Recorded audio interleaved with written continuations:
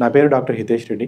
నేను Visvabharati hospital Gayatri estates నందు కార్డియాలజిస్ట్గా practice చేస్తున్నాను లాస్ట్ 9 సంవత్సరాల నుంచి. సార్ ఇవాళ ఇక్కడ చాలామంది గ్రామీణ వైద్యులు సమావేశమయ్యారని చెప్పినప్పుడు సంతోషం అనిపించింది. అయితే జస్ట్ ఇక్కడ నా వైపు నుంచి ఎన్నో కార్డియక్ ఎమర్జెన్సీ రొటీన్గా మీరు చూస్తుంటారు. చాలాసార్లు వాళ్ళు సరైన సమయంలో డయాగ్నోస్ కాకపోవడం వల్లనూ, సరైన సమయంలో వైద్యం అందకపోవడం వల్ల సడన్ కొలాప్స్ జరుగుతూ ఉంటుంది, సడన్ డెత్ అవుతూ ఉంటారు. ఇది గుండె జబ్బుల విషయంలో ప్రధానంగా అంటే పెద్ద రిస్క్. అంటే గుండె జబ్బులు కానీ యాక్సిడెంట్స్ ఈ రెండు కూడాను టైమ్లీ కేర్ అనేది చాలా ఇంపార్టెంట్. అంటే పాయిజనింగ్ కేసెస్ ఓకే, లేకపోతే పాము కాటు ఇట్లాంటి వాటిలో టైం అంటే నెక్స్ట్ రోజు గడిచే కొద్ది ఏముంటుందో తెలియదు. కాబట్టి దాంట్లో ఒక ఆస్పెక్ట్, ఒక ఎమర్జెన్సీ మనం చూసేది cardiac emergency. So heart attack అనేది ప్రధానమైన కార్డియక్ ఎమర్జెన్సీ. రకరకాల గుండె జబ్బులు ఉంటాయి, దానిలో ప్రధానంగా ప్రాణాంతకము, అది కూడా గంటల్లో నిమిషాల్లో ప్రాణాంతకం కాగలిగేది హార్ట్ అటాక్. సో ఇప్పుడు మనం హార్ట్ అటాక్ని మీ లెవెల్లో అక్కడ అంటే ఉన్న గ్రామీణంలో ఉండే ఫెసిలిటీస్తో ఎలా మనం గుర్తించగలుగుతాము అనే దాని గురించి మనం ఫస్ట్ డిస్కస్ చేసుకుందాం. సో ఫస్ట్ చాలాసార్లు ఛాతీ నొప్పితో వస్తారు. వచ్చినప్పుడు మనం కొన్ని పాయింట్స్ వాళ్ళని విశదీకరించి అడగగలిగితే క్లియర్గా చాలా మటుకు మన లెవెల్లోనే అది గుండె నొప్ప కాదా అనేది మనం డిఫరెన్షియేట్ చేయగలుగుతాం. ఈ సమావేశం తర్వాత నేను ఒక ప్రాపర్ ప్రొఫార్మా కూడా ఇస్తాను, అది మీ దగ్గర ఉంచుకోండి. అంటే దాని ప్రకారంగానే మనం క్వశ్చన్స్ అడగగలిగితే పేషెంట్ని మనం చాలాసార్లు అంటే గుండె సమస్యని అది ఒక 90% అక్యురసీతో మనం ప్రెడిక్ట్ చేయగలుగుతాం. ఇది గుండె నొప్పి కావచ్చు, ఇది గుండె నొప్పి కాకపోవచ్చు. అయితే దాంట్లో ఏంటంటే గుండె నొప్పి కాకపోతే కనీసం ఆ రోజు ఆ సాయంకాలమో రాత్రో అదని పరిగెత్తించాల్సిన అవసరం ఉండదు, మనకు ఒక అష్యూరెన్స్ ఇవ్వచ్చు. ఓకే, ఆ ఉద్దేశంతో మనము ఈ క్వశ్చన్స్ అన్నీ మనం అక్కడ అడగాలి. అంటే రిస్క్ ఫ్యాక్టర్స్ ఏమైనా ఉన్నాయా, అంటే గుండె జబ్బు రావడానికి పేషెంట్కి ఏమైనా కారణం ఏమైనా ఉందా, మనం ఇప్పుడు అడగాల్సిన ప్రశ్నల గురించి ఓకే సిస్టమేటిక్గా చెప్పుకుందాము. ఫస్ట్ రిస్క్ ఫ్యాక్టర్స్ ఏమున్నాయి. నొప్పితో వచ్చాడు, వయసు చూడండి. వయసు అంటే మరి 20 years కన్నా తక్కువ అనుకోండి, చాలా చాలా చాలా చాలా ఛాన్సెస్ తక్కువ, అంటే గుండెపోటు అయ్యే ఛాన్సెస్. 20 to 30 years మధ్యలో కూడా ఈ మధ్యకాలంలో చూస్తున్నాము, అంటే మారుతున్న లైఫ్ స్టైల్ ప్రకారంగా. ఒకవేళ 30 ఏళ్ళ తర్వాత ఉన్నదనుకోండి, ఖచ్చితంగా అంటే లేక అది మనం గుండె జబ్బు ఉండదు, గుండెపోటు ఉండదు అని చెప్పడానికి అయితే లేదు. 30 తర్వాత అంతా ఒకేలాగా ట్రీట్ చేయండి. అంటే గుండె జబ్బు ఉండొచ్చనే ఆలోచనతోనే మనం ట్రీట్ చేద్దాం. ఓకేనా. ఏజ్ లెస్ దెన్ 20 years ఉందనుకోండి, 99% అది గుండె నొప్పి, గుండెపోటు కాకపోవచ్చు. షుగరు, బీపీ ఏమైనా ఉన్నాయా, అయితే షుగరు, బీపీ ఉన్నవి అనుకోండి. ఓకే, దీన్ని బట్టి మనము ఖచ్చితంగా అంటే గుండెపోటు అని చెప్పలేము, కానీ షుగర్, బీపీ లేకపోతే ప్రాబబ్లీ అంటే గుండె నొప్పి అయ్యే అవకాశం తక్కువ అంతే. కానీ ఈ పాయింట్ మనం ఒకవేళ పాజిటివ్ ఉంటే ఖచ్చితంగా జాగ్రత్తగా ఉండాలి, అది గుండె నొప్పిలాగే భావించి మనం ట్రీట్ చేయడం మంచిది. స్మోకింగ్ అలవాటు ఉన్నదా, స్మోకింగ్ పాజిటివ్ ఉంది, ఖచ్చితంగా గుండె జబ్బు ఉండే అవకాశం ఎక్కువ ఉంది. సో ఇంట్లో ఏదైనా పాజిటివ్ ఉంటే వాళ్ళని అంటే హై రిస్క్ కేటగిరీ కిందనే పరిగణించి నెక్స్ట్ క్వశ్చన్ అడగాలి. నెక్స్ట్ క్వశ్చన్స్ వచ్చేసేసి ఫస్ట్ ఇది అంటే పేషెంట్ యొక్క డీటెయిల్స్, ఇది ఆల్మోస్ట్ అంటే పేషెంట్ ఎవరు, ఏమిటి, ఏజ్, ఓకే దీన్ని బట్టి మనం ఓకే ఇది.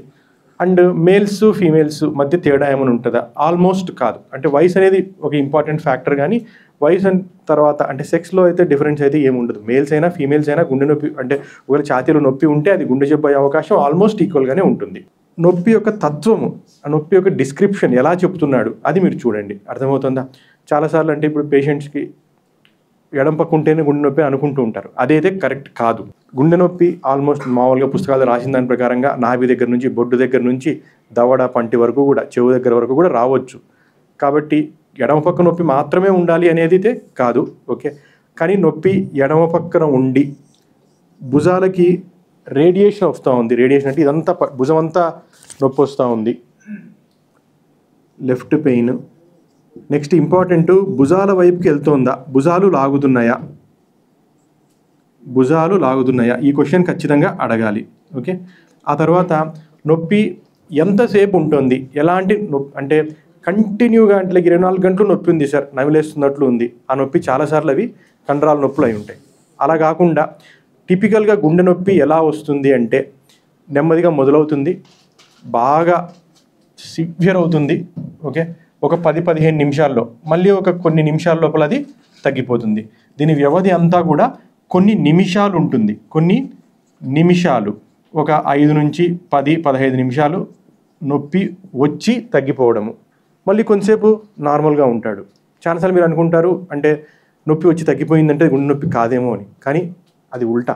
అంటే నొప్పి వచ్చి తగ్గింది, మళ్ళీ ఒక 15 నిమిషాలకో లేకపోతే గంటకో 2 గంటలకో పొద్దున వచ్చింది, మళ్ళీ సాయంకాలం వచ్చింది, మళ్ళీ మధ్యాహ్నం వచ్చింది. అంటే ఇది ఒక ఎపిసోడ్, అర్థమవుతుందా? మళ్ళీ 2వ ఎపిసోడ్ 3వ ఎపిసోడ్ అలాగే వస్తుంది.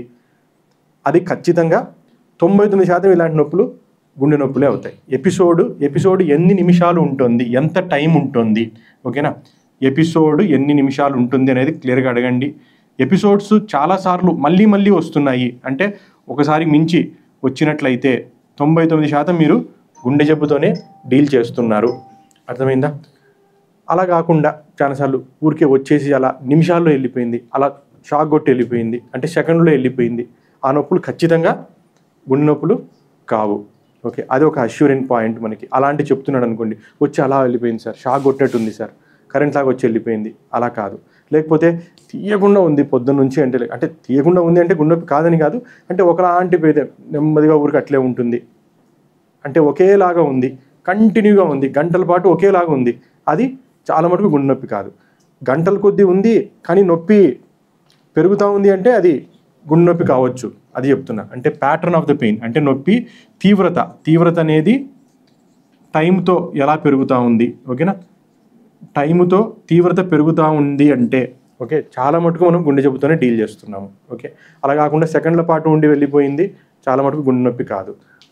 కంటిన్యూగా పొద్దున్న నుంచి సాయంకాలం దాకా ఉంది, ఒకేలాగా ఉంది, నాకేమీ అంటే ఇబ్బంది పెట్టట్లేదు, అది చాలా మటుకు గుండె నొప్పి కాదు. ఒక పాయింట్ మనం అడిగాము, ఎడమ పక్క ఉంటే అది ఎక్కువ పాజిబిలిటీ, బట్ దాని నుంచి మనం ఖచ్చితంగా నిర్ధారణకు రాలేము. కానీ భుజాలు గుంజుతున్నట్లయితే మాత్రం చాలా మటుకు అది గుండె నొప్పి. రేడియేషన్ టు షోల్డర్ పాజిటివ్ ఉంటే గుండె నొప్పి. ఓకే, నెక్స్ట్ మనం అనుకున్నాము ఇది పెయిన్ యొక్క డ్యూరేషన్ అంటే ఎలా వస్తుంది ఎలా పోతుంది, ఈ విషయం బట్టి మనం చాలా నిర్ధారణకు రావచ్చు అనమాట. ఇది చాలా ముఖ్యమైన పాయింట్ అది. ఓకే, అలాగే ఏమైనా అగ్రవేటింగ్ ఫ్యాక్టర్స్, రిలీవింగ్ ఫ్యాక్టర్స్, ఏ లక్షణానికైనా మనం ఫస్ట్ ఇది అడిగి చెప్తాం మెడిసిన్లో. అగ్రవేటింగ్ ఫ్యాక్టర్స్ అంటే ఎప్పుడు అది తీవ్రమవుతూ ఉంది, ఏం చేస్తే అది తగ్గుతూ ఉంది. చాలా సమస్యలు గుండె నొప్పినే కాదు, రకరకాల ఏ ఇబ్బంది ఉన్నా కూడా పేషెంట్ తనగా అంటే తనలో స్వాంతన ఎలా కలుగుతుంది, దానికి ఎలా తగ్గుతుంది అనేది వాళ్ళు ఆలోచిస్తూ ఉంటారు, ఆ పని వాళ్ళు చేస్తూ ఉంటుంటారు చాలాసార్లు. కాబట్టి ఏ పని చేయడం ద్వారా ఏ విధంగా నొప్పి ఎక్కువ అవుతుంది, ఏం చేస్తే నొప్పి తగ్గుతూ ఉంది, ఓకే, ఈ 2 విషయాలు మనం డీటెయిల్గా అడగలిగినట్లయితే చాలా మటుకు కన్క్లూజన్కి రాగలుగుతాం. అగ్రవేటింగ్ ఫ్యాక్టర్స్ అంటాం. అగ్రవేటింగ్ ఫ్యాక్టర్స్ అంటే సమస్యను పెంచుతున్నవి. ఫస్ట్ది, నడుస్తున్నప్పుడు నొప్పి ఏమైనా ఎక్కువైతా ఉందా, దోమ నడుస్తున్నప్పుడు ఎక్కువైతా ఉంది, కొద్దిసేపు పని చేసిన తర్వాత ఏమైనా ఎక్కువైతా ఉందా. చాలాసార్లు చెప్తారు మిట్టను ఎక్కలేకపోతున్నామని చెప్పి, మిట్టను ఎక్కితే నొప్పి వస్తుంది, అది 99% అక్కడికి చెప్పొచ్చు, అది మనం గుండె జబ్బుతోనే డీల్ చేస్తున్నాం. కొంత దోవ నడిచిన తర్వాత ఇంకా నేను నడవలేక కూర్చుండిపోతాను, ఆగిపోతాను అంటే గుండెకి రెస్ట్ ఇస్తున్నాం. అక్కడ రెస్ట్ ఇచ్చిన తర్వాత గుండె మళ్ళీ కొంతసేపటికి రికవర్ అయితే మళ్ళీ నడవగలుగుతుంటాడు. ఈ లక్షణం చాలాసార్లు మనం మిస్ అవుతాం, పేషెంట్ కూడా మిస్ అవుతాడు. అంటే ఊరికే ఏదో నడుస్తున్నాను, నొప్పి వచ్చింది, 5 నిమిషాలు కూర్చున్నాను, మళ్ళీ ఇంకా పోతూ ఉంటాడు. ఇది చాలాసార్లు మనం మిస్ అయ్యేది. పేషెంట్ కూడా తప్పుగా అర్థం చేసుకుంటారు దాన్ని, అంటే నాకు బాగా అయింది కదా, నాకు నొప్పి తగ్గిపోయింది, ఏం లేదు, అంటే కంటిన్యూగా నొప్పి లేదు కాబట్టి అది గుండె నొప్పి కాదు అని చెప్పేసి. కానీ అలా కాదు. ఓకే, వచ్చి తగ్గిన తర్వాత చాలాసార్లు అడుగుతాం, క్లియర్గా అడిగితే కూర్చోవాల్సి వస్తుందయ్యా, ఆపేయాల్సి వస్తుందా, పని ఆపేయాల్సి వస్తుందా, సార్ పని ఆపేయాల్సి వస్తుంది, కొంచెం కూర్చుంటే మళ్ళీ నేను పోగలుగుతాను, ఈ లక్షణంగానే చెప్పాడా, 99% మనం గుండె జబ్బుతోనే డీల్ చేస్తున్నాం అని అర్థం అనమాట. సో నడకతో ఎలా ఉంటుంది, నడకతో మార్పు, పని ఆపేయాల్సి రావడము, స్వాంతన రావాలి అంటే పని ఆపేయాల్సి వస్తే అది 99% మనం గుండె జబ్బుతోనే డీల్ చేస్తున్నాము. ఓకే, నడుస్తున్నప్పుడు, మిట్టలు స్టెప్స్ ఎక్కినప్పుడు, స్టెప్స్ ఉంటే ఇంట్లో చాలా తొందరగా వాళ్ళు గుర్తుపట్టగలుగుతారు. అంటే వాళ్ళు చేస్తున్న యాక్టివిటీస్ని బట్టి కూడా, బాగా పనిచేసేవాడు తొందరగా గుర్తుపట్టగలుగుతారు, ఎక్కువ పని చేస్తున్నామంటే బరువు పని చేస్తే తొందరగా తెలిసిపోతుంది. చాలాసార్లు మనం గమనిస్తూ ఉంటాము, అంటే అర్బన్ ఏరియాస్లో ఏం పని అంటే ఏదో నార్మల్గా వైట్ కలర్ జాబ్స్ చేసుకుంటూ డెస్క్ జాబ్ చేసుకుంటున్న వాళ్ళు గుర్తుపట్టలేరు, ఎర్లీ స్టేజెస్లో పూర్తిగా హార్ట్ అటాక్లు ల్యాండ్ అయ్యి వస్తారు. ఎందుకంటే రొటీన్గా వాళ్ళ దైనందిన జీవనశైలి ఎలా ఉంటుందంటే పెద్దగా పనిచేసేది ఉండదు, కాబట్టి వాళ్ళు తొందరగా గుర్తుపట్టలేరు. కానీ ఇంకా ఎర్లీ స్టేజ్లో మనము ఈ లక్షణాలు ఉంటే తొందరగా గుర్తుపట్టగలుగుతాం. నొప్పి యొక్క తీవ్రత, ఈ పాయింట్ అంటే చాలాసార్లు దీనిలో నేను అడిగేది ఏంటంటే, బాబు ఎప్పుడైనా ఇట్లాంటి నొప్పి వచ్చిందా? లేదు సార్, జీవితంలో ఇట్లాంటి నొప్పి నేను చూడలేదు, ఇట్లాంటి నొప్పిని భరించలేకున్నాను అది చెప్పాడు అంటే ఖచ్చితంగా అట్లీస్ట్ గుండె జబ్బు కాకపోయినా ఏదో ఒక అంటే పెద్ద సమస్యతోనే ఇబ్బంది పడుతున్నాడు అని చెప్పేసి. ఒకవేళ ఛాతీలో అయితే మాత్రం చాలాసార్లు అది గుండె సమస్య అవుతుంది. అంటే ఒక్కోసారి ఇక్కడ పైన కడుపులో చెప్తుంటారు, కడుపులో ఉన్నప్పుడు మనం ఒక్కోసారి అంటే క్లారిటీగా మనము కన్క్లూడ్ చేయలేము. అంటే లోపల ప్యాంక్రియాస్ గ్రంథి ఉంటుంది, ఇక్కడ ప్యాంక్రియాస్ వాచినా కూడా, లేకపోతే ఏమైనా పెప్టిక్ అల్సర్ ఉన్నా కూడా అట్లా అంటే నొప్పి తీవ్రత అయితే చాలా కండిషన్స్లో ఎక్కువ ఉండొచ్చు. కానీ పైన ఛాతీలో కనుక ఉండి అలాంటి నొప్పి నేను ఎప్పుడు భరించలేకున్నాను, ఇలాంటి నేను ఎప్పుడు నొప్పి నేను జీవితంలో చూడలేదు, ఈ మాట చెప్పాడంటే 99% అగైన్ మనం హార్ట్ అటాక్తోనే డీల్ చేస్తున్నాం. కాబట్టి నొప్పి యొక్క తీవ్రత గురించి అడగడం ఇంపార్టెంట్. ఓకే, అంటే ఇంతకుముందు ఇట్లాంటి నొప్పి వచ్చిందా? లేదు సార్, చాలాసార్లు వస్తూ ఉంటుంది, అంటే అప్పుడప్పుడు చూసాము, అంటే కొత్త నొప్పి ఏం కాదు, మేబీ అంటే అది గుండె జబ్బు కాకపోవచ్చు. అంటే రొటీన్ ఒళ్ళు నొప్పులు అంటే అందరికీ అనుభవంలో ఉంటాయి, అంటే ఒళ్ళు నొప్పి ఎట్లా ఉంటుంది అని చెప్పి. సో పేషెంటే మనకు చాలా మటుకు హిస్టరీలోనే చెప్పగలుగుతాడు. దాంతోపాటు ఉండే ఇతర లక్షణాలు ఏమున్నాయి, ఈ ఒక్క నొప్పితో పాటు వేరే లక్షణాలు ఏమైనా ఉన్నాయా? ఓకేనా, ఇది కూడా చాలా ఇంపార్టెంట్. మనం గుండె గురించి మనం అనుకుంటూ ఉన్నట్లయితే ఫస్ట్ అడగాల్సిన 2 లక్షణాలు. ఓకే, ఆయాసం ఏమైనా ఉందా? ఆయాసం ఉందా? చెమటలు పడుతున్నాయా? నొప్పి ఎక్కువైనప్పుడు నాకు ఆయాసం వస్తుంది, ఊపిరాడలేకుంది. నొప్పి వచ్చినప్పుడు చెమటలు పడుతున్నాయి. మనం ఆల్రెడీ చెప్పుకున్నాము, నొప్పి అనేది ఇట్లా ఎపిసోడ్స్ లాగా వస్తూ ఉంటుంది, 5 నిమిషాలు 10 నిమిషాలు అని చెప్పి. మళ్ళీ అది కూడా చాలాసార్లు ఏమవుతుందంటే ఆయాసం వస్తుంది, ఆ టైంలో చెమటలు పడతాయి, మళ్ళీ తగ్గిపోతే వాళ్ళు చాలాసార్లు అనుకుంటారు లేదు ఇదేమీ పెద్ద సమస్య కాదు అని చెప్పి. కానీ అది కరెక్ట్ కాదు, అది ఉల్టా. ఒకవేళ చెమటలు పట్టి ఆయాసం ఆ టైంలో వస్తుందా, నొప్పితో పాటు వస్తుందా, కొన్ని నిమిషాల పాటు చెమటలు పెట్టినా కూడా, కొన్ని నిమిషాల పాటు ఆయాసం వచ్చినా కూడా ఓకే, దాన్ని మనము నిర్లక్ష్యం చేయకూడదు. మనం ఈ 2 లక్షణాలతో పాటు నొప్పి వచ్చిందంటే, 2 లక్షణాలు ఉండుంటే, ఆయాసము చెమటలు పట్టడం 2 ఉండుంటే 99% మళ్ళీ కూడా హార్ట్ ప్రాబ్లంతోనే డీల్ చేస్తున్నామని అర్థం అనమాట. ఈ అదర్ లక్షణాల్లో ఒకవేళ ఇవన్నీ ఏమీ లేకుండా ఉన్నాయి, ఇవన్నీ ఏవి అంటే లైక్ పాజిటివ్ లేవనుకో, చాలా మటుకు మనము అంటే గుండె నొప్పితోని డీల్ చేయట్లేదు. అలాంటప్పుడు ఇంకా మనము ఆలోచించాల్సిందంటే ఇతర జబ్బులు, అంటే మీ దగ్గరికి వచ్చిన తర్వాత మనం గుండె జబ్బును గుర్తుపట్టడం ఒకటే కాదు, అతనికి అప్పటికప్పుడు మనము రిలీఫ్ ఇవ్వాలా. అర్థమైందా? రిలీఫ్ ఇవ్వాలంటే ఇంకా ఇతర కారణాలు ఏముండొచ్చు అనేది మనం ఒకసారి అది కూడా డిస్కస్ చేసుకుంటే మనం అతనికి తగ్గట్టుగా రిలీఫ్ ఇవ్వగలుగుతాం. సో ఫస్ట్ అంటే మీరు అందరికీ అనుభవం ఏంటంటే ఫస్ట్ గ్యాస్ట్రైటిస్ అయ్యి ఉండొచ్చు అంతే. కానీ చాలాసార్లు అంటే ఈ లక్షణాలు అన్నీ కూడా మనం అడగక అంటే మన దగ్గర ఉన్న దీంతో మనం ఏదో ఇంజెక్షన్ ప్యాంటప్ ఇచ్చేసి పంపిస్తూ ఉంటాం. అక్కడ మనం చాలాసార్లు మిస్ అవుతాము, పేషెంట్కి అది ఎంతో అంటే నష్టం కలిగిస్తుంది. ఈ కంప్లీట్ హిస్టరీ కనుక తీసుకోగలిగితే 99% ఇవాళ నుంచి మీ ప్రాక్టీస్లో మీరు గుండె జబ్బుల్ని మిస్ కారు. అంటే గుండె జబ్బులు మిస్ కాకపోవడం అనేది చాలా ముఖ్యం. మిగతా చిన్న ఏదైనా జబ్బులు మిస్ అయినా, ఒకరోజు లేట్ అయినా పేషెంట్కి ఇంత నష్టం అయితే జరగదు. ఓకే, సో ఇప్పుడు మరి ఇతర లక్షణాలను బట్టి మనం ఏమైనా ఇంకా ఫర్దర్గా పేషెంట్కి మనము చేయగలుగుతామంటే, ఇతర లక్షణాల్లో ఒకటి తేపుల గురించి అడగడము. ఓకేనా, తేపులు ఉన్నాయంటే చాలా మటుకు అది గ్యాస్ట్రైటిస్ అయి ఉండొచ్చు. ఇవన్నీ లక్షణాలు లేకుండా చెప్తున్నా, ఈ లక్షణాల్లో ఏది పాజిటివ్ ఉన్నా కూడా దాన్ని గ్యాస్ కింద తీసి పడేయద్దు, గుండె జబ్బు కిందే భావించండి. అంటే ఒకసారి ఊరికే పేషెంట్ రిలీఫ్ కోసం తేపుతూ ఉంటారు, గట్టిగా సౌండ్ చేస్తూ ఉంటారు. ఓకే, కానీ దాని అర్థం గ్యాస్ అని కాదు. అది ఏం చేయాలో తెలియకంటే లేకంటే రిలీఫ్ కోసం వాళ్ళు ప్రయత్నం చేస్తూ ఉంటారు అంతే. అంటే తేపులు ఉన్నాయి అంటేనే గ్యాస్ అనుకోవద్దు. ఈ లక్షణాలు ఫస్ట్ అడగండి. ఓకే, వీటిలో ఏది పాజిటివ్ ఉన్నా గుండె జబ్బు కిందే భావించండి. ఇవి ఏమీ లేకపోతే అప్పుడు దాని గురించి అడగండి, గ్యాస్ లాగా మందులు ఇవ్వచ్చు. రెండవది అంటే ఒకవేళ మెడ నొప్పులు అంటే సర్వైకల్ ప్రాబ్లం ఉంటుంది కదా, మెడలో డిస్క్ ప్రాబ్లం కానీ, లేకపోతే నరాలు అరిగిపోవడం వల్ల కానీ, ఇక్కడ ఉండే ఎముక అరిగిపోవడం వల్ల కానీ, నరం ఒత్తుకోవడం వల్ల కానీ సర్వైకల్ ప్రాబ్లం వస్తూ ఉంటుంది. సో చాలాసార్లు మనం వాళ్ళ ముందర వెంటనే మనం ఏం చేయగలుగుతామంటే మెడ మూవ్ చేయమని చెప్పేసి మెడ వెనక్కి ఎక్స్టెండ్ చేయడం కానీ, మెడ పూర్తిగా కిందకి ఆంచడం కానీ, మెడ అటు ఇటు తిప్పడము. ఈ లక్షణాలతోని నొప్పి ఎలా మారుతోంది, ఒకవేళ మెడను బాగా వెనక్కి అంటే ఎక్స్టెండ్ చేసినప్పుడు కానీ, మెడను వంచినప్పుడు కానీ పెయిన్ ఎక్కువ అవుతుంది, అట్లా చేసినప్పుడు కరెంట్ లాగా కొడతా ఉంది, చాలా మటుకు అది సర్వైకల్ ప్రాబ్లం. అలాంటి వాళ్ళకి మనం జస్ట్ ఏదైనా ఓవరాన్ ఇంజెక్షన్ కానీ ఇచ్చేసి టెంపరీగా రిలీఫ్ రావచ్చు. ఇంకా ఆ తర్వాత సివియారిటీని బట్టి అవసరం ఉంటే న్యూరో సర్జన్ చూపించడము ఇది చేయొచ్చు. సో ఇతర లక్షణాల్లో మనం అడగాల్సినవి ఏంటంటే త్రేపుల గురించి అడగాలి.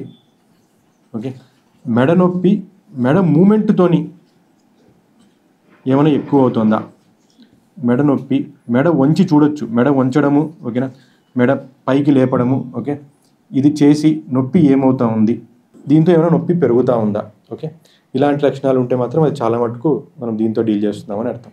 ఓకే, ఇంకొకసారి ఊపిరి తీసుకున్నప్పుడు గుచ్చుకున్నట్టు అనిపిస్తుంది, ఊపిరి తీసుకున్నప్పుడు లోపలికి ఊపిరి తీసుకున్నప్పుడు ఒక్క దగ్గర మాత్రమే గుచ్చుకున్నట్టుంది అని చెప్తాడు. ఓకే, అది చాలాసార్లు కండరాల నొప్పి. ఓకే, టచ్ చేసినప్పుడు ఒక దగ్గర, ఒకవేళ టచ్ చేసినప్పుడు పెయిన్ వస్తుంది అంటే ఏదైనా దెబ్బ తగలడం కానీ, ఓకే, ఏదైనా గాయం జరిగి లేకపోతే దీనివల్ల ఉండొచ్చు, అది కండరాల నొప్పి. మనం టచ్ చేసి చూస్తే పాల్పేషన్ అంటే స్పృశించి మనం చూసినప్పుడు ఒక దగ్గర ఎక్కడైనా కూడా ఒక దగ్గర మాత్రమే నొప్పి ఉంది, ఒక పిన్ పాయింట్, ఓకే, దగ్గినప్పుడు నొప్పి ఎక్కువ అవుతుంది, ఇలాంటి లక్షణాలు ఉంటే చాలా మటుకు అది గుండె నొప్పి కాదు, అది ఊపిరితిత్తులకు సంబంధించిన సమస్యలు ఉండొచ్చు, లేదా కండరాల సమస్యలు ఉండొచ్చు. ఊపిరి తీసుకున్నప్పుడు దగ్గినప్పుడు నొప్పి ఎక్కువ అవుతుందా, ఈ విధంగా అంటే ఈ హిస్టరీ అంతా మనము మొత్తము అంటే ఈ అన్ని క్వశ్చన్స్ మనం అలవాటుగా అంటే రివాజ్గా అందరినీ అంటే ఛాతీ నొప్పి ఉన్న వాళ్ళని అడగగలిగితే ఎన్నో హార్ట్ అటాక్స్ని మనము తొందరగా గుర్తుపట్టగలుగుతాము. సో గుర్తుపట్టిన తర్వాత కార్డియాక్ అనే డౌట్ ఉంటే నెక్స్ట్ ఏం చేయాలి, ఓకేనా. First aid kit, first aid మాత్రమే నేను మీ దగ్గర చెప్తాను, ఓకేనా. ఫస్ట్ ఎయిడ్లో అది చాలామందికి తెలిసి ఉండొచ్చు, ఓకేనా. ఆస్పిరిన్ అంటే మీ దగ్గర డిస్ప్రిన్ ఉంటుంది, డిస్ప్రిన్ ఆస్పిరిన్ రెండు ఒకటే. డిస్ప్రిన్ 350 mg దొరుకుతుంది అందరి దగ్గరను, డిస్ప్రిన్ 350 mg మీరు పెట్టుకోవచ్చు. ఓకే, దీంతోపాటు క్లోపిడోగ్రెల్, అది రక్తం పలుచబడే మాత్రలు, ఈ రెండు కూడాను రక్తము గడ్డగట్టకుండా చూస్తాయి. క్లోపిడోగ్రెల్ 75 mg టాబ్లెట్ వస్తుంది, ఇది 4 టాబ్లెట్లు ఒకేసారి మింగించాల్సి ఉంటుంది, 4 టాబ్లెట్లు ఒకేసారి క్లోపిడోగ్రెల్ టాబ్లెట్లు మింగించాల్సి ఉంటుంది. ఇంకొకటి అటోర్వాస్టాటిన్ 40 mg ఒక టాబ్లెట్. సార్బిట్రేట్ ఒకటి 4 కింద పెట్టుకొని సప్పరిచ్చేందుకు సార్బిట్రేట్ ఈ టాబ్లెట్ ఒకటి 4 కింద పెట్టుకొని సప్పరిచ్చమని చెప్తాము. బీపీ బాగుంటే బీపీ చూసి ఇవ్వాలి, ఇది మాత్రం చాలా క్లియర్గా గుర్తుపెట్టుకోండి, బీపీ చూసి ఇవ్వాలి, ఓకేనా. బీపీ తక్కువ ఉంటే సార్బిట్రేట్ ఇవ్వడం మంచిది కాదు, బీపీ పూర్తి డౌన్ అయిపోతుంది, ఒక్కోసారి పేషెంట్ పూర్తి అక్కడికి క్రాష్ అయ్యే ఛాన్సెస్ ఉంటాయి. బీపీ 100 పైన ఉంటేనే సార్బిట్రేట్, మిగతా మాత్రలు మాత్రం బీపీ తక్కువ ఉన్నా కూడా ఇవ్వచ్చు, దాంట్లో నష్టం అయితే జరగదు. బీపీ తగ్గుతోంది అంటే ఖచ్చితంగా అది చాలా మటుకు గుండె జబ్బుతోనే మనం డీల్ చేస్తున్నాము, ఓకేనా. ఒక్క ఆస్పెక్ట్ మనం మర్చిపోయి ఉన్నాము, ఇందాక నేను కవర్ చేయలేదు, ఒక పాయింట్ ఒక్కటి చెప్తాను. బీపీ చెక్ చేయడం ఖచ్చితంగా అవసరము. బీపీ లో ఉంటే ఖచ్చితంగా చాలా మటుకు మనం గుండె జబ్బుతోనే డీల్ చేస్తున్నాం. హై ఉంటే గుండె జబ్బు కాదని కాదు, అంటే ఒకసారి నొప్పి వల్ల బీపీ పెరగొచ్చు కూడా ఆ టైంలో, కానీ లో బీపీ అంటే ఖచ్చితంగా అది మేజర్ హార్ట్ అటాక్, దానిలో అంటే ప్రాబ్లం పెరుగుతూ ఉంది, వెంటనే షిఫ్ట్ చేయాలని అర్థము.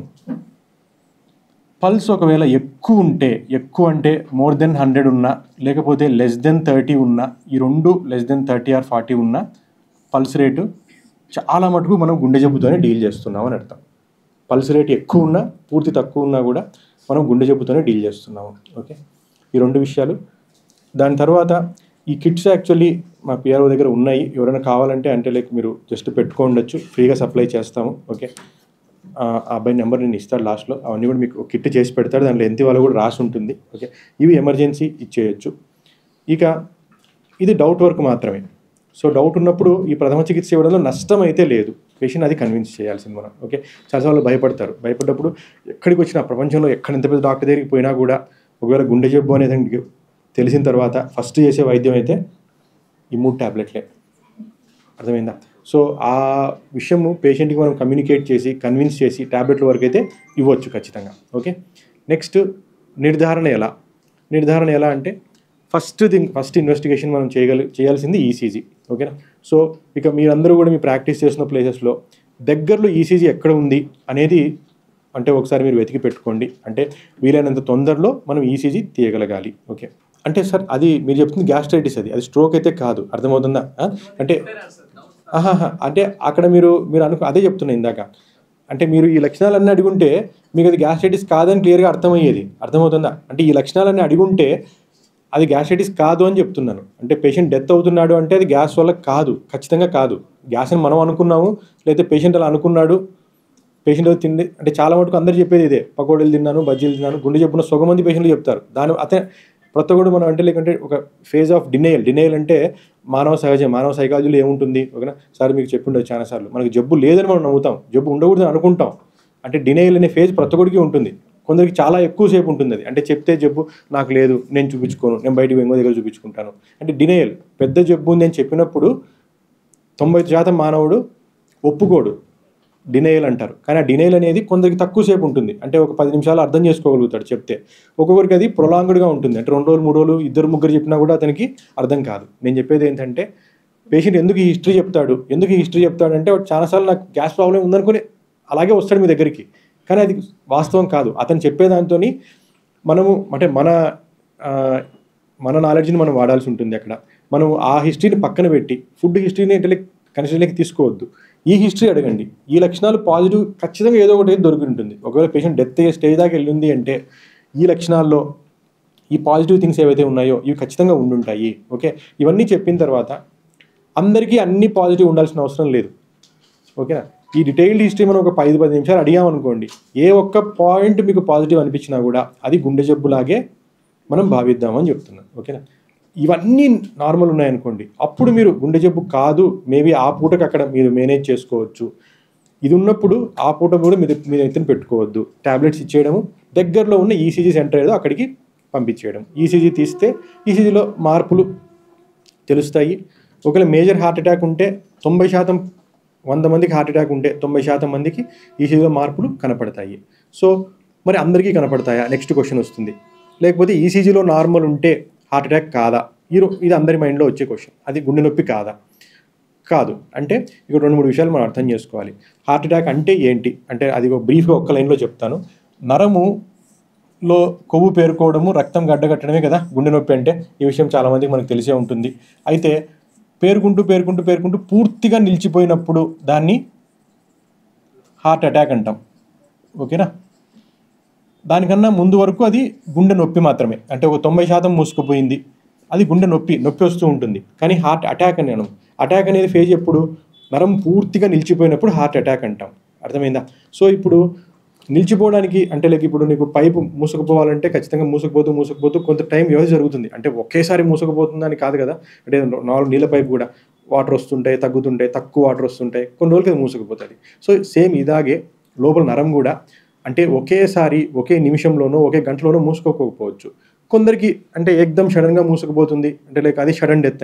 అంటే ఏ లక్షణాలు లేవు, నొప్పి మొదలైంది 15 నిమిషాలు మీ దగ్గరకు రాలేదు, లేకపోతే హాస్పిటల్ దాకా పోలేకపోతాడు అంటే అతనికి ఒక్కసారిగా మూసుకుపోయింది అని అర్థం అనమాట. దాన్ని మనం ప్రాబబ్లీ ఆపలేము. కానీ ఖచ్చితంగా చాలా కేసుల్లో వ్యవధి అనేది దొరుకుతుంది, కొన్ని గంటల వ్యవధి దొరుకుతుంది, కొన్ని గంటల ముందే వార్నింగ్ సైన్స్ ఇట్లాంటివి ఉంటాయి. అర్థమైందా? ఈ వార్నింగ్ సైన్స్ ఉండి అది మూసుకుపోయే దశకు వచ్చింది. సో ఈసీజీలో మార్పులు ఎందుకు కనపడవు అంటే ఒక్కోసారి అది ఇంకా మూసుకుపోయే దశలో ఉంది, అంటే ఇంకో 4 గంటలో ఇంకొక 5 గంటలో ఆగితే ట్రీట్మెంట్ ఏమి ఇవ్వకపోతే అది మూసుకుపోతుంది, ఈసీజీలో మార్పులు కనపడతాయి. కాబట్టి ఈసీజీలో అబ్నార్మల్ ఉందంటే 100% ఖచ్చితంగా హార్ట్ అటాకే. ఈసీజీలో నార్మల్ ఉన్నంత మాత్రాన ఖచ్చితమని మనము చెప్పలేము. సో మరి ఏం చేయాలి? హాస్పిటల్కి వచ్చినప్పుడు మేము కూడా చెప్పేది ఒకటే, సీరియల్ ఈసీజీస్ అంటే 15 నిమిషాలకి 20 నిమిషాలకి ఆయన పేషెంట్ లక్షణాలను బట్టి మళ్ళీ తీస్తాం ఈసీజీస్. ఒక్కొక్కసారి 4-5 గంటల తర్వాత కూడా మార్పులు వస్తాయి. ఓకే, 100లో 3-4% కేసుల్లో ఈసీజీలో మార్పులు అసలు కనపడవు. దానికి రకరకాల అంటే సైంటిఫిక్ రీజన్స్ ఉన్నాయి. సో అప్పుడు ఇంకా ఇతరత్ర అంటే మొడాలిటీస్ ఆఫ్ పరీక్షలు ఉంటాయి మనకి. రక్త పరీక్షల్లో ట్రోపోనిన్ పరీక్ష చేస్తాము, ఈకో, టీఎంటీ అన్నిటికన్నా ముఖ్యం. టీఎంటీ ఎందుకంటే మనం ఇప్పటికి మీరు చెప్తున్నప్పుడు మీకు అర్థమై ఉంటుంది. ఈ అగ్రవేటింగ్ ఫ్యాక్టర్స్ అనేవి మనం ఇంతకుముందు చూసాం. అగ్రవేటింగ్ ఫ్యాక్టర్స్ అంటే ఏంటి? నడకతో మార్పు వస్తుంది, నడుపు నొప్పి. ఓకేనా, పని చేసినప్పుడు మార్పు వస్తుంది అని చెప్పాము, పైకి ఎక్కుతాం అంటే నొప్పి వస్తుంది అని చెప్పాము. అంటే హార్ట్ అటాక్ మనం అదే కండిషన్ని హాస్పిటల్లో కృత్రిమంగా మిమిక్ చేస్తున్నాం మనం. అంటే అలాంటి ఒక ఎన్విరాన్మెంట్లో పరిగెత్తిస్తున్నాం పేషెంట్ని. టీఎంటీ అంటే పైకి స్లోప్ ఉంటుంది మెషిన్ మీద స్లోప్ మీద పరిగెత్తించేలాగా చేస్తున్నాం. సో అట్లా అగ్రవేటింగ్ ఫ్యాక్టర్స్ అంటే దాంతో నొప్పి ఎక్కువైతుంది అంటే అది ఖచ్చితంగా గుండె నొప్పి. సో ఇంకా పూర్తిగా నరం మూసుకుపోయే దశ కన్నా ముందే గుర్తుపట్టాలి అంటే టీఎంటీ పరీక్ష, ఈగో పరీక్ష ఇవి హెల్ప్ అవుతాయి. టీఎంటీ ఇంకా ఎక్కువగా అంటే బెటర్గా హెల్ప్ అవుతుంది. అది పేషెంట్ యొక్క వయసుని బట్టి, వాళ్ళకున్న రిస్క్ ప్రొఫైల్ని బట్టి అంటే డాక్టర్ చాయిస్ ఉంటుంది. అంటే ఒక్కొక్కరు ఒక ఇన్వెస్టిగేషన్ ప్రిఫర్ చేస్తారు. సో అదన్నీ అంటే హాస్పిటల్కి వచ్చిన తర్వాత జరిగేవి.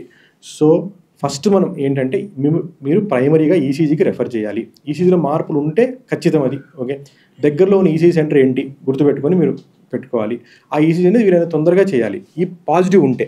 ఒకవేళ అన్నీ నెగిటివ్ ఉన్నాయనుకోండి, అలాంటి కేసులు మాత్రమే మేబీ ఒక పెయిన్ కిల్లరో లేకపోతే ప్యాంటోప్రజోలో ఇచ్చి ఆగమని చెప్పొచ్చు.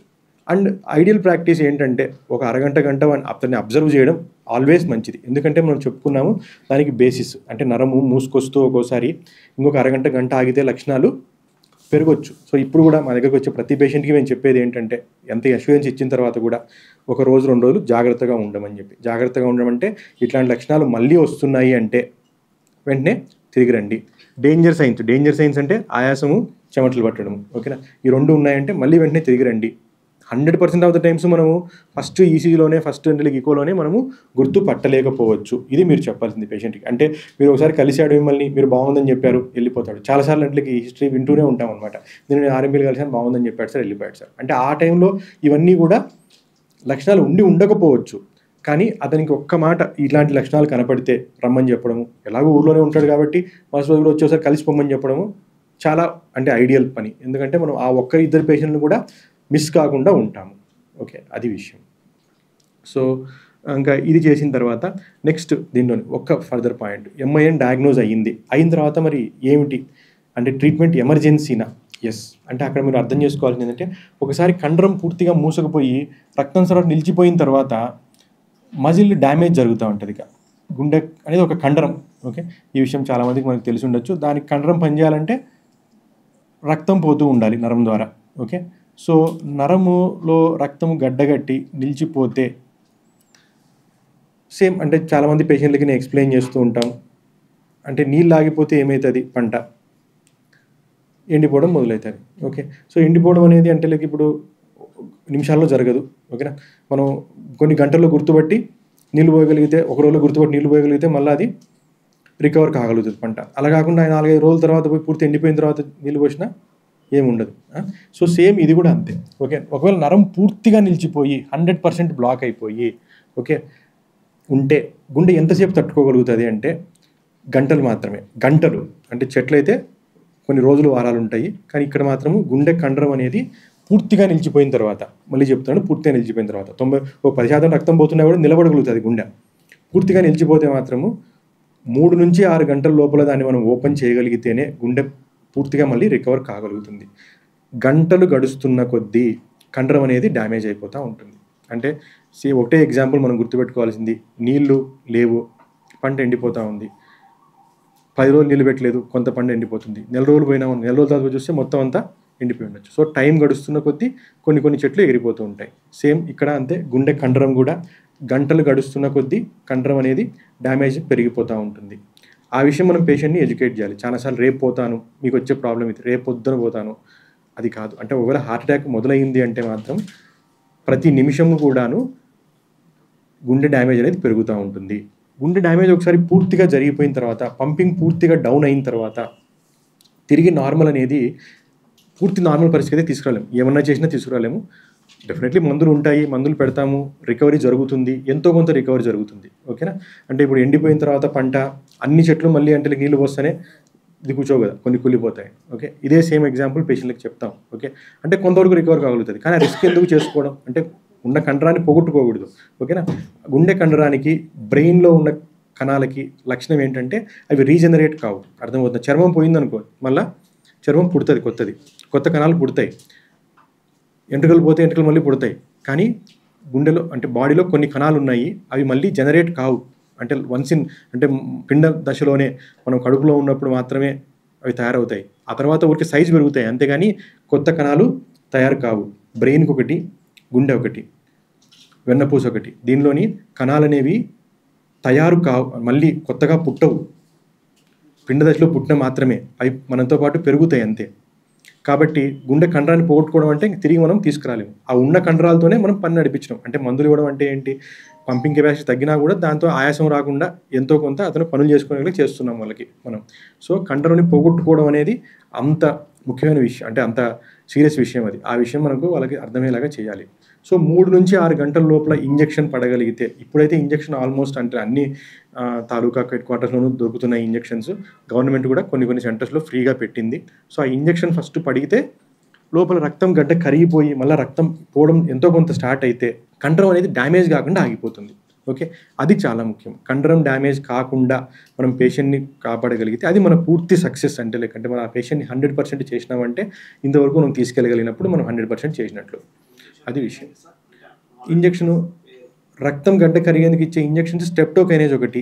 స్ట్రెప్టోకైనేజ్ అది 1.5 మిలియన్ యూనిట్స్ వస్తుంది. ఒక హాఫ్ అన్ అవర్ నుంచి 45 మినిట్స్లో డ్రిప్లో ఇవ్వాలి, బాటిల్లో పెట్టి ఇవ్వాలి. 100 ml NSలో పెడతాం మామూలుగా.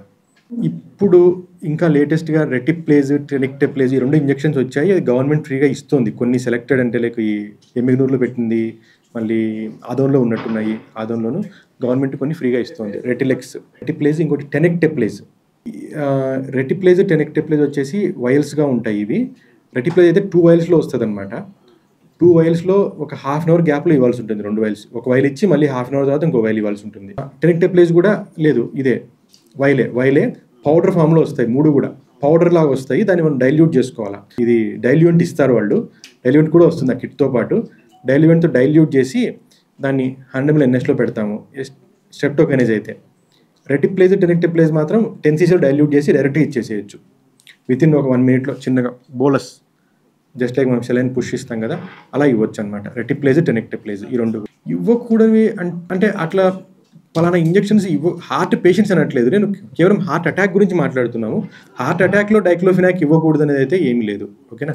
అంటే ఒకవేళ గుండె వీక్ అయిపోయి హార్ట్ ఫెయిల్యూర్ పేషెంట్స్ ఉంటారు. హార్ట్ ఫెయిల్యూర్ అంటే ఇప్పుడు ఈ గుండె కండరం మనం ఏదో చెప్పుకున్నామో, గుండ్రం సచ్చుబడిపోయి నార్మల్ పంపింగ్ 60-65% ఉంటే అది పడిపోతుంది. అంటే అటాక్ వచ్చిన వాళ్ళకి తగ్గి కొందరికి రికవర్ కాకుండా ఇంకా పడిపోతూ 30-20 పోయింది అనుకో, వాళ్ళు హార్ట్ ఫెయిల్యూర్ అనే దశలోకి వెళ్తారు. అంటే హార్ట్ తన పని తను చేయడం లేదు. ఫెయిల్యూర్ అంటే కండరం ఫెయిల్ కావడం.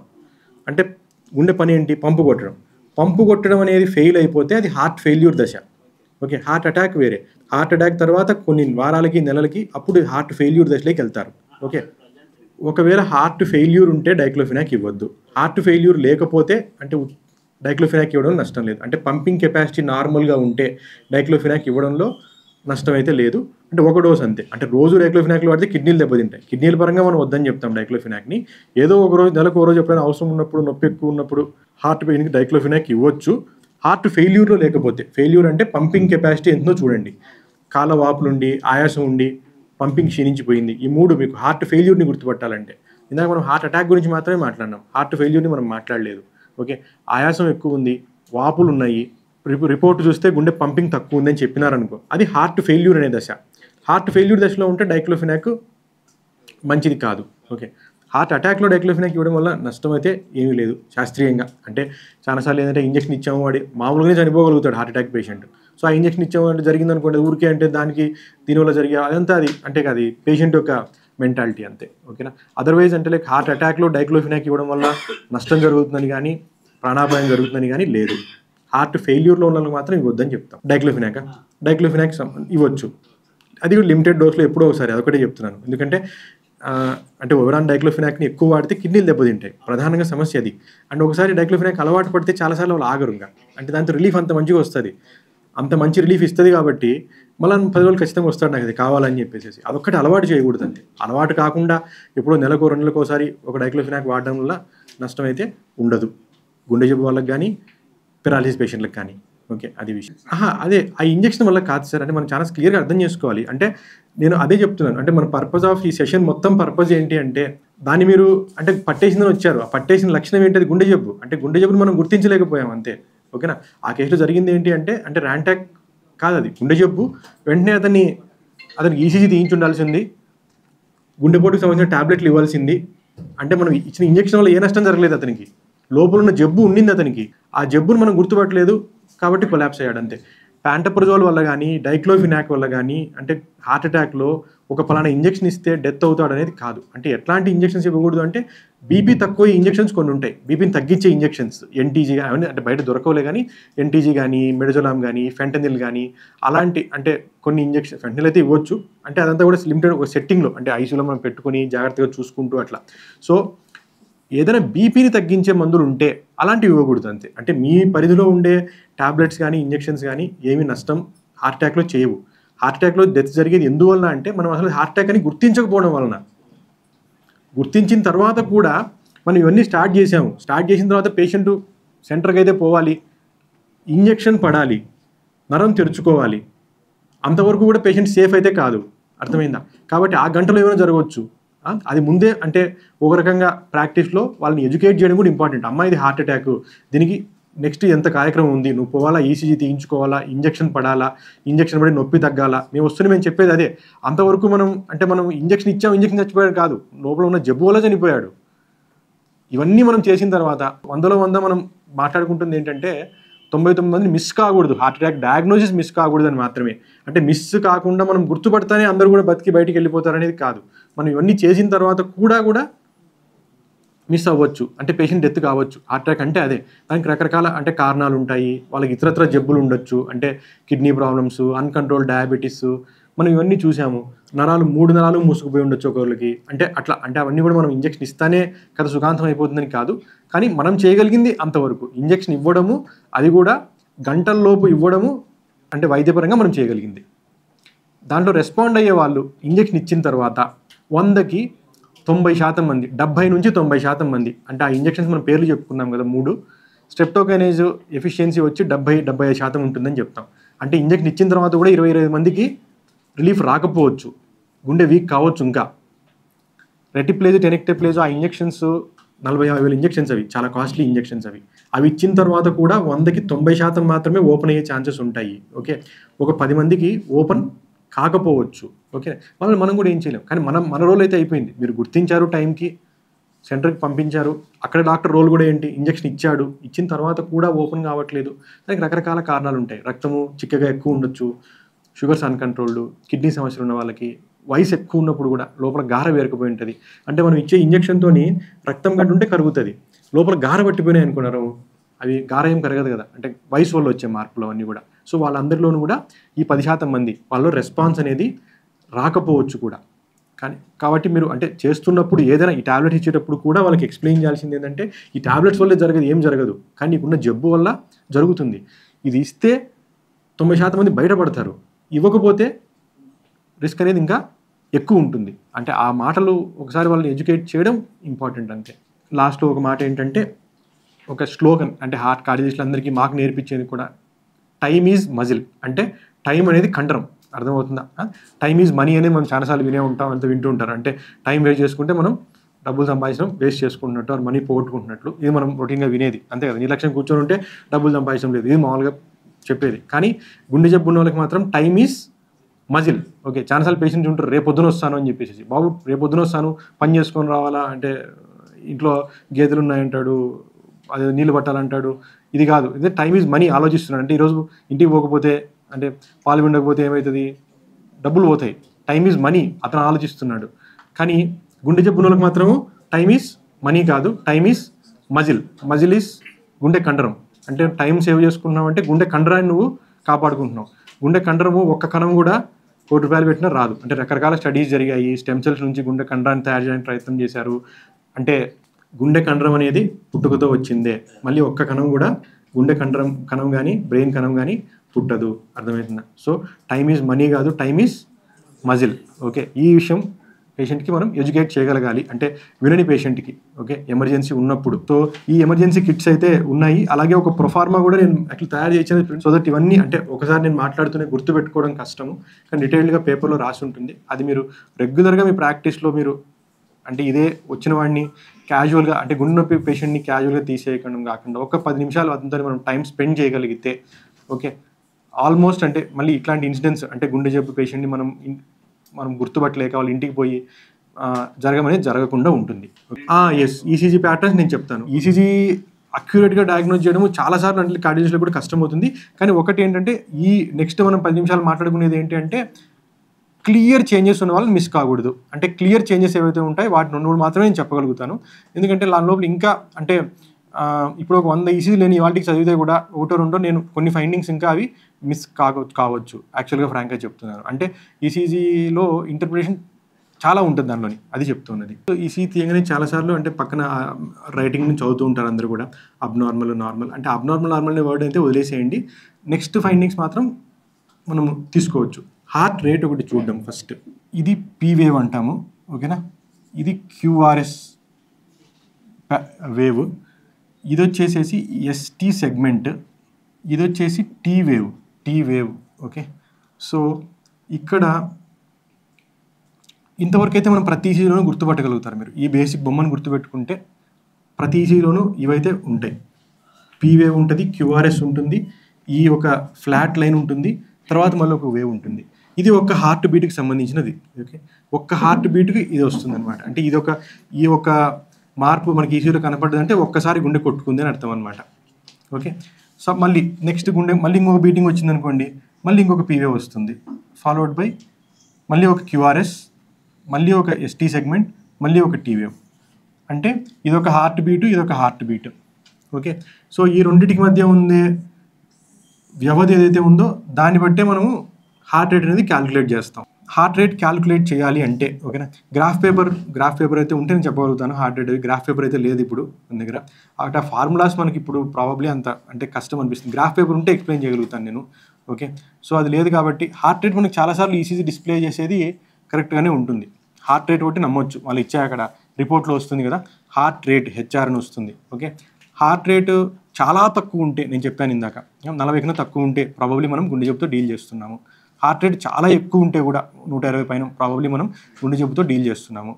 ఈ రెండు అంటే ఫస్ట్ ఈసీజీ చూస్తేనే మనకు ఇంప్రెషన్ కలుగుతుంది. ఓకే, నెక్స్ట్ మనము ఒకవేళ ఈ పీ వేవ్స్ అనేవి అసలు కనపడట్లేదు అనుకోండి, పీ వేవ్స్ అసలు కనపడట్లేదు, ఖచ్చితంగా అబ్నార్మల్ ఉంది ఈసీజీ అని అర్థం. పీ వేవ్స్ యాబ్సెంట్ ఉంటే తేడా ఉంది ఈసీజీలో. ఓకే, బెటర్ రెఫరల్ చేయడం. ఓకే, నెక్స్ట్ ఏంటంటే అన్నిటికంటే ముఖ్యమైనది ఇప్పుడు చెప్తున్నాను. ఓకేనా, ఈ ఎస్టీ సెగ్మెంట్ అనేది ఇలా కిందికి ఉండడం కానీ, ఓకేనా, నార్మల్గా మనం అనుకున్నాం కదా ఇట్లా ఉండాలి, ఇప్పుడు ఒక సాలుకు ఉండాలి, ఇదంతా కూడా ఒక్క లైన్కి ఉండాలి ఇదంతా కూడా. అలా కాకుండా ఈ ఎస్టీ సెగ్మెంట్ అనేది కిందకు వచ్చేసింది ఇలాగా. ఓకే, అది ఖచ్చితంగా గుండె సమస్య. ఎస్టీ సెగ్మెంట్ కిందకు ఉంటే, నెక్స్ట్ పైకి ఉంటే ఇక 100% ఎమర్జెన్సీ. అదే కిందికి ఉంది అంటే నరము మూసుకొస్తూ ఉంది అని చెప్పేసి, అంటే ఒక 80% 90% ఉండి ఎంతో కొంత రక్తం సరఫరా జరుగుతూ ఉంటే ఈ చేంజెస్ వస్తాయి. ఓకేనా, నెక్స్ట్ వచ్చేసేసి ఇది బేస్ లైన్ అనుకోవాలా. బేస్ లైన్ పీవే వచ్చింది. ఓకే, నెక్స్ట్ క్యూఆర్ఎస్ వచ్చింది. ఓకే, దెన్ ఆ తర్వాత ఇది పైకి వచ్చింది ఎస్టీ సెగ్మెంట్ ఇలాగా. ఇది ఎస్టీ ఎలివేషన్. ఎస్టీ ఎలివేషన్ ఉంది అంటే నరం 100% మూసుకుపోయింది. ఇంకా హీజ్ అంటే గంటలు నిమిషాలు మాత్రమే ఆయన దగ్గర టైం ఉంది, వైద్యం దొరకకపోతే కష్టం. ST elevation. ఓకే, అది అంటే ఎస్టీ ఎలివేషన్ ఉంటే మాత్రం ఇది అంటే ఈ ఎస్టీ సెగ్మెంట్ని ఎలా గుర్తించాలనేది మీరు అంటే ఒకసారి ఈసీజీలు చూస్తూ మీకు అర్థమవుతుంది. ఎస్టీ సెగ్మెంట్ ఒకటి, హార్ట్ రేట్ ఒకటి, ఈ రెండు మీరు చూసుకుంటూ ఉండండి. హార్ట్ రేట్ చాలా తక్కువ ఉంటే ప్రాబ్లం, హార్ట్ రేట్ ఎక్కువ ఉంటే 120 కన్నా ఎక్కువ ఉంటే ప్రాబ్లం. ఎస్టీ సెగ్మెంట్స్ కానీ డిప్రెషన్ ఉన్నా ఎలివేషన్ ఉన్నా కూడా ప్రాబ్లం. ఓకేనా, బేసిక్ అయితే ఇది. ఎస్టీ సెగ్మెంట్ ఎలివేషన్ ఉన్నోటికి ఇంకా అది ఎమర్జెన్సీ, లైఫ్ థ్రెటనింగ్.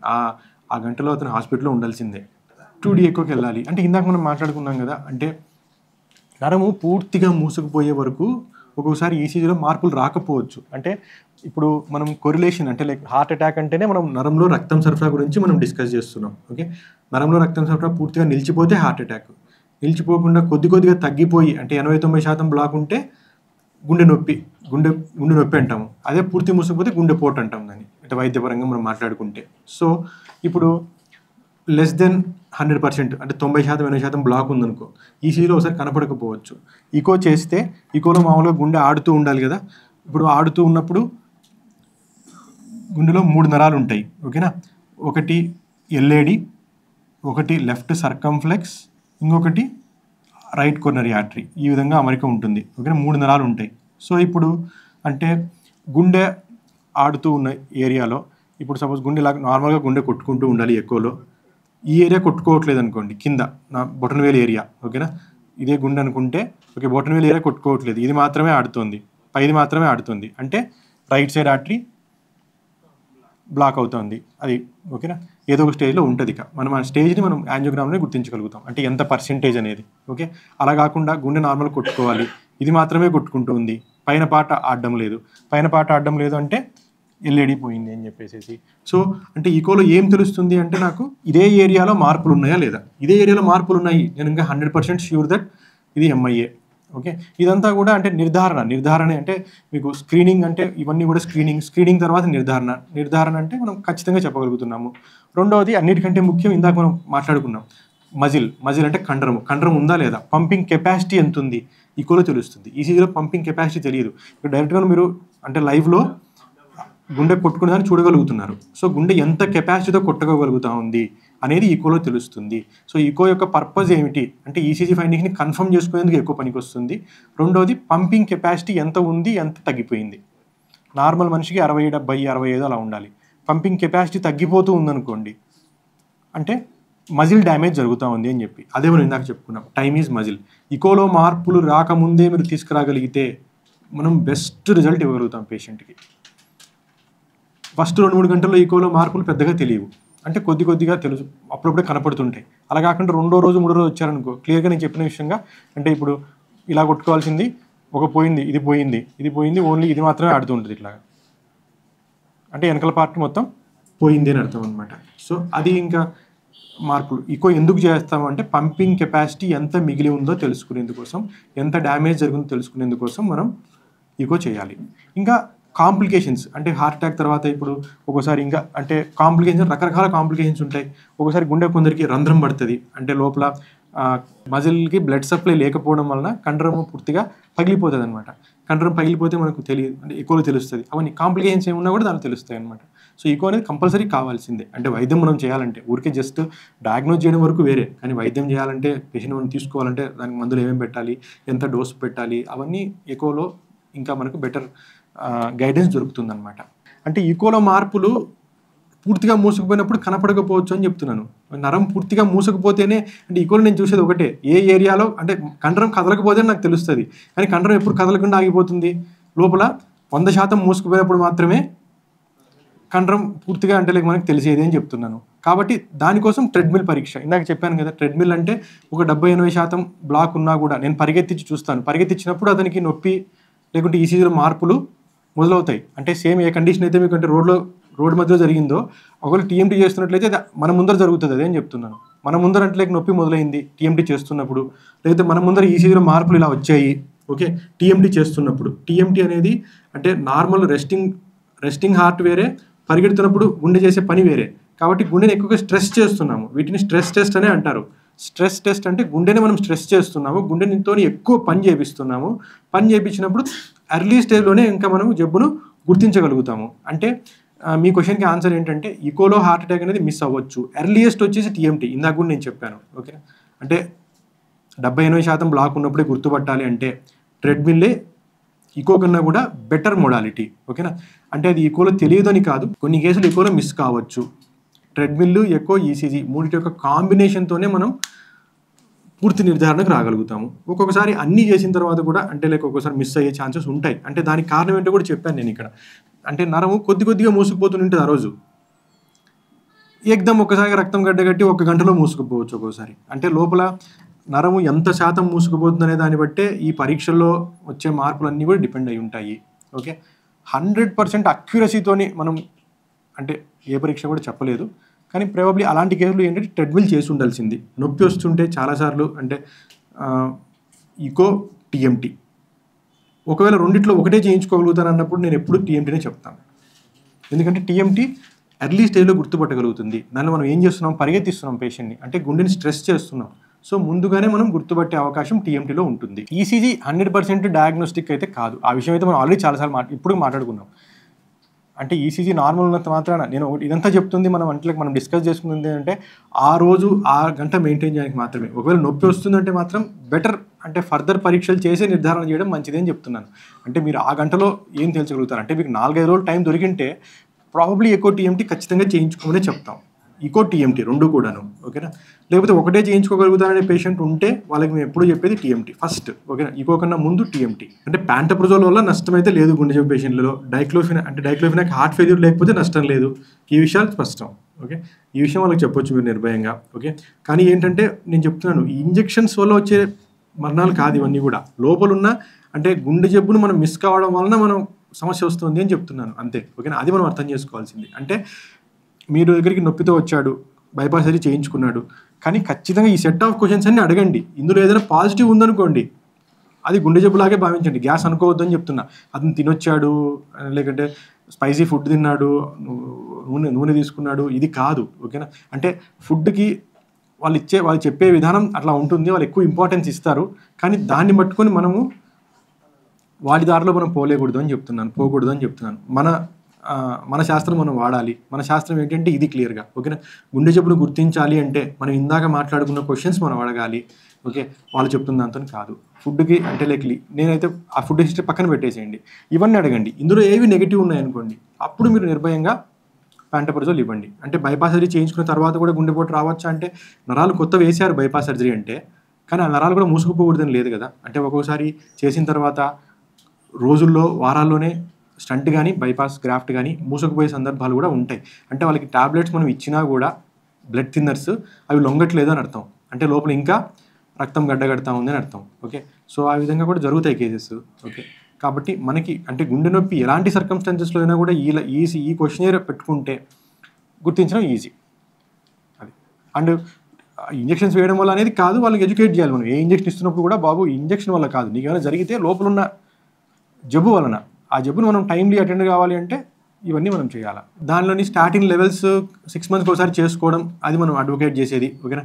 లెవెల్స్ని బట్టి మనం టైట్రేట్ చేస్తాము. రెండోది ఇతరత్ర రిస్క్ ఫ్యాక్టర్స్ ఏమైనా ఉన్నాయా అంటే, గైడ్లైన్స్ ప్రకారంగా ఎవరికి ఇవ్వాలి ఎవరికి ఇవ్వకూడదు అంటే, ఏజ్ ఎక్కువ ఉన్న వాళ్ళకి, అంటే మోర్ దెన్ 50-60 ఉండి పర్సిస్టెంట్గా ఎక్కువ వస్తూ ఉంటే, అంటే 2-3 సార్లు చేసినా ఎక్కువ వస్తుంది, ఫ్యామిలీ హిస్టరీ హార్ట్ ప్రాబ్లం కానీ లేకపోతే పక్షవాతం కానీ తక్కువ ఏజ్లో వచ్చి ఉంటే, డయాబెటీస్ ఉంటే, ఒకవేళ ఆల్రెడీ గుండెపోటు వచ్చి ఉంటే, ఇలాంటి వాళ్ళకి ఈ సెగ్మెంట్ హై రిస్క్ సెగ్మెంట్, వీళ్ళకి కంటిన్యూ చేయమని చెప్తాం.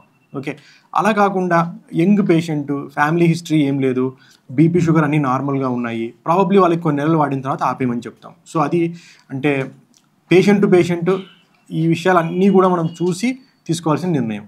ఆస్పిరిన్ అంటే క్లోపిడోగ్రిల్ అయితే లేదు గైడ్లైన్స్లో, క్లోపిడోగ్రిల్ ఇస్తున్నారు కొందరు, ఒకలాంటి మందులే. ఇదే మనం రాసింది ఇక్కడ, క్లోపిడోగ్రిల్ ఆస్పిరిన్ రాసాం కదా. ఆస్పిరిన్ అటర్వాస్టాటిన్ WHO వాళ్ళు ఇవ్వమని చెప్తున్నారు. డయాబెటిక్ పేషెంట్స్ 40 ఏళ్ళ కన్నా దాటిన వాళ్ళకైతే ఇవ్వగలుగుతాము, ఇవ్వాలి అని చెప్తున్నారు. దాంట్లో ఒకే లైన్ ఏంటంటే, పేషెంట్ తట్టుకోగలడం అంటే ఆస్పిరిన్ వాడితే సైడ్ ఎఫెక్ట్స్ కూడా ఉండొచ్చు. గ్యాస్ట్రైటిస్, బ్లీడింగ్, మొలలు ఉంటే బ్లీడ్ ఎక్కువవుతారు, ఒక్కోసారి అంటే బ్రెయిన్లో బ్లీడింగ్ ఏమైనా జరిగి ఉంటే, కొందరికి చిగురులో రక్తం గారే సమస్యలు ఉంటాయి. అంటే ఇలాంటివన్నీ టాలరెన్స్ అనేది వాళ్ళకు ఉండదు. అంటే ఆస్పిరిన్ పెడితే వాళ్ళు ఊరికే రోజు రక్తం గారుతూ ఉంటుంది. ఓకే, మొలలు ఉంటే రక్తం పోతూ ఉంటుంది. అలాంటి వాళ్ళు అంటే అవన్నీ రూల్ అవుట్ చేసుకుని పేషెంట్కి హిమోగ్లోబిన్ ఏమీ తక్కువ లేకుండా మెయింటైన్ చేయగలుగుతున్నాడు, ఇబ్బంది లేకుండా ఉంటే aspirin 75 mg diabetic patients more than 40 years ఇవ్వచ్చు.